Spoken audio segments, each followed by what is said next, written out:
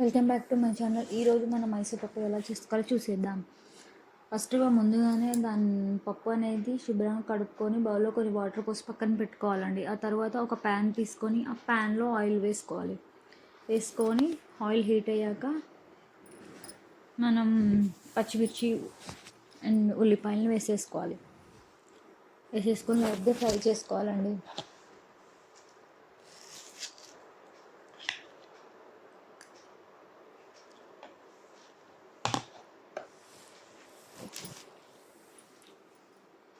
లైట్గా ఫ్రై అయ్యాక కరివేపాకు వేసుకోవాలి.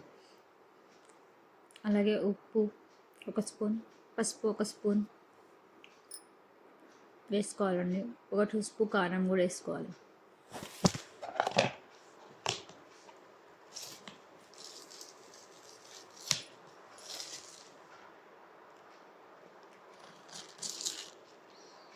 వన్ టీ స్పూన్ అల్లం కూడా వేసుకోవాలండి.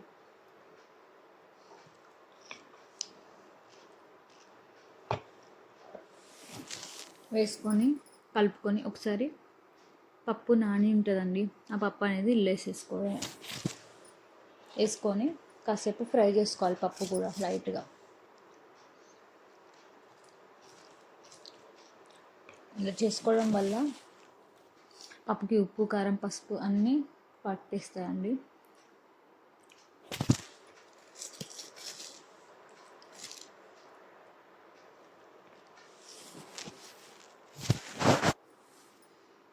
కలుపుకున్నాక మొత్తం అయిపోయినా కొన్ని వాటర్ పోసేసుకుంటే అండి ఆ వాటర్తోనే అది పప్పు అనేది ఉడికిపోతుందండి.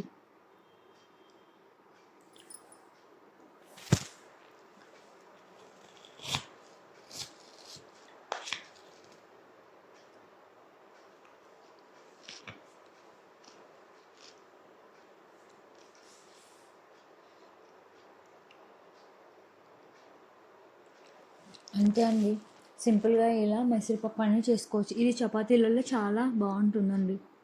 Thank you. Like and subscribe.